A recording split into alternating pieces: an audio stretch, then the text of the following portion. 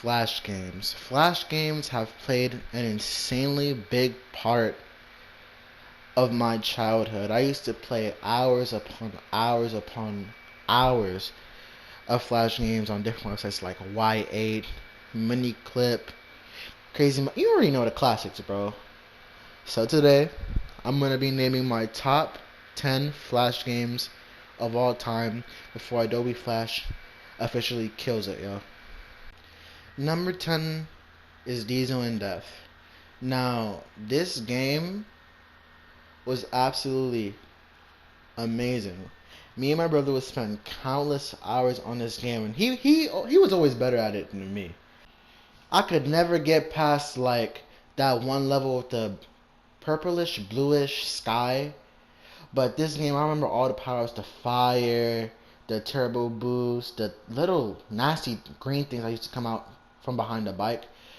I love this game. Number 9 is Ken Cannon.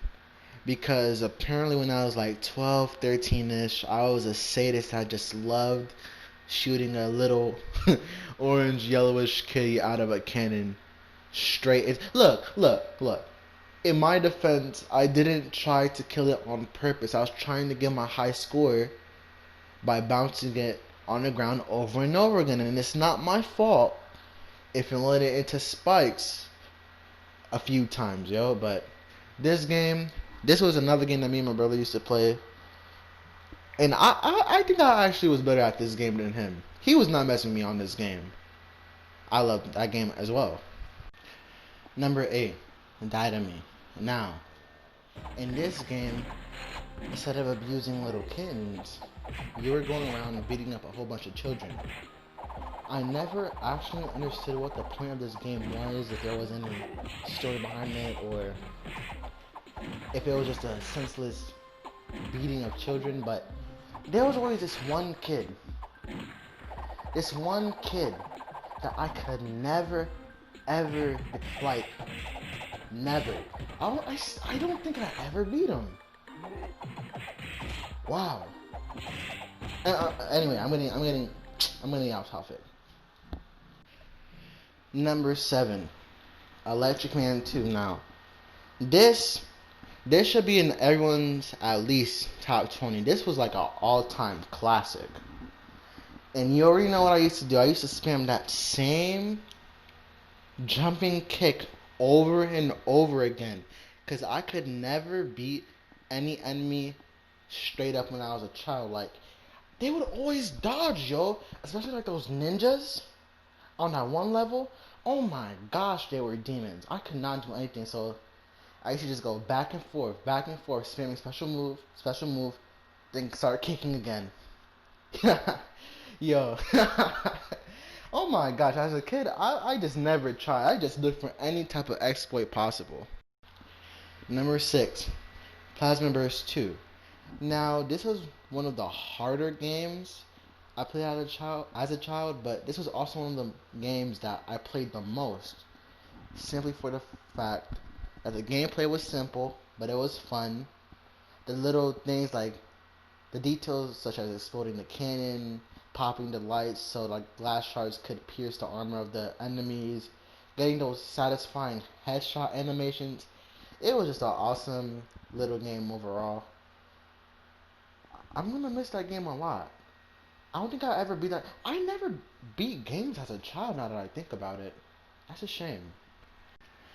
Number 5, a game that was, in my opinion, ahead of its time. The Last Stand. This is a very well done RPG style zombie shooter. And it just always stuck out to me because it was like very different from the other Flash games that I encountered at the time, especially like the zombie ones. Like, they were always cartoonish and stuff, but this one like it had like a darker atmosphere, and like the shooting, I don't know, it was just like it just stuck to me for some reason. I love this game. Also didn't beat that one. Apparently as a kid I was just trash. I couldn't do anything. It was these games are too hard, yo. Like, they need to scale down on difficulty. Like, I was like 12. Number 4, a game that I don't think too many people know about. Maybe I'm just guessing. Ray. Now, this was like sort of it, not really, but it was kind of like a telltale, sort of like you can make your own decisions and decide how like certain scenes played out. Not only was it styled after South Park, but I remember peeing on someone, so this is automatically in my top five. Like, I love this game, just seeing the different actions I could take and the consequences that would come after each action that I chose. I love this so much. Number three, yet another RPG game, except it's not horror. This game is called Swords and Sandals 3. Specifically 3. To me, in my opinion, the third was the best one.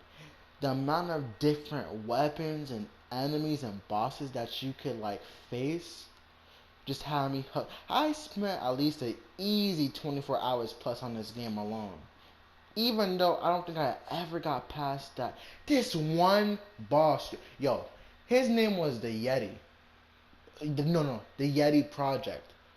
When I said this man did the most unspeakable and unreasonable damage at a low level that I've ever seen in a game, like the damage this dude would like do is outlandish. It's like if you weren't a mage, you had almost no chance of beating this guy. Like it was ridiculous. Number two, another RPG game that's very, very close to my heart, Sunny. This game, I I actually had some difficulty not putting this as number one. This game had all. It had story, had the weapons, had the different enemies. It had it all.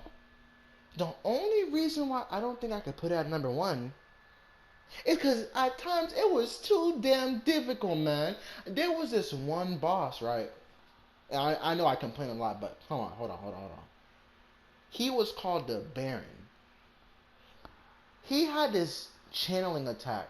Channeling means like they charge up, right?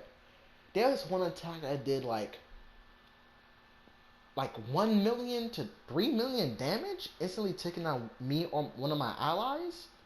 It was the most nonsensical, idiotic boss I've ever seen. It took me so many. I actually beat him. I beat the game. It took me so many tries to beat him. That guy was ridiculous. But just the shop system, the way you can exchange items. This game was. I love this game. Sincere. Like, this game, I also have more than 24 hours on it. It was great. And finally, number one.